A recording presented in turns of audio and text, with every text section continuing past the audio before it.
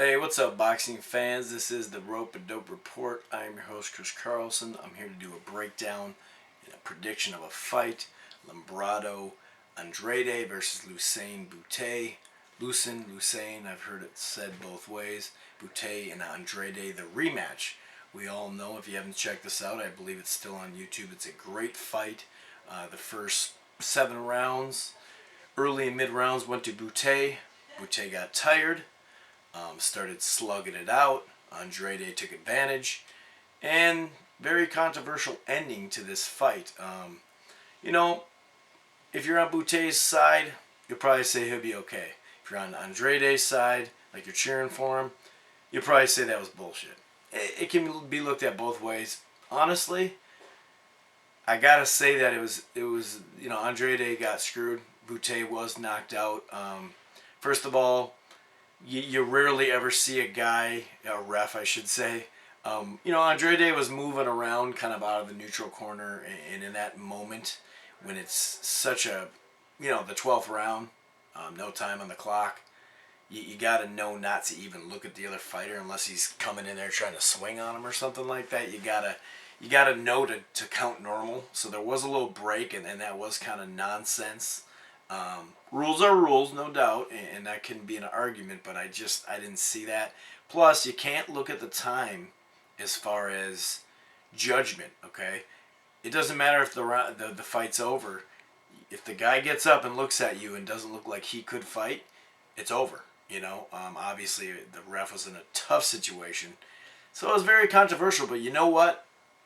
This is where boxing gets it right. There's going to be a rematch. It's in Quebec. Quebec City, Canada. Sold out crowd. Should be a great fight November 28th on HBO.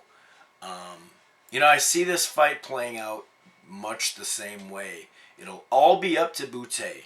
If Bute did some extra miles running, if he did some extra exercise, certain things on his feet to keep moving, then he will win the fight. He's faster. He's a much slicker boxer. He's got all the skills to beat Andrade, but Andrade is not going anywhere, and he's going to keep coming and coming and coming, and he's going to probably fight a little better, so I see a tighter fight as far as like the first 7, 8 rounds. You know how that first 7 rounds was just kind of a blowout? I see a tighter fight, but I still see Bute walking away with this, but not to be on both sides of this prediction. If Bute is a little out of shape, Andrade will finish him and finish him earlier. But I just don't see Bute doing that. I see him in better shape.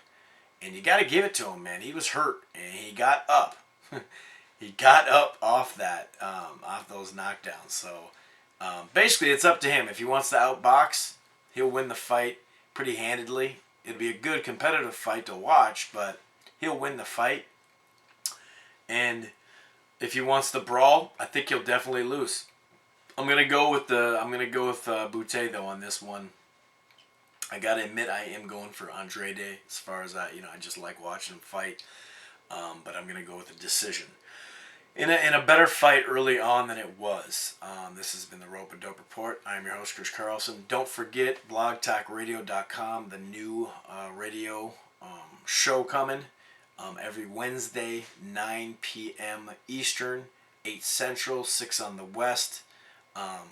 Rope a Dope Radio, me, myself, Ashy Nuck, me, myself, I just said that. Me, myself, and I. It's just me, myself. Okay, sorry. That was a little old school De La Soul, if you guys didn't know, those young boys out there. I'll shut up. Me, Ashy Knuckles Boxing, and the B Boxing Show. That's who the guests are. Please call in. The number actually is 646-381-4990. Call in, chop it up, add a prediction to what we're talking about, add a comment, bring up a subject, stay online the whole time and chop it up, whatever you want to do. Anyway, peace.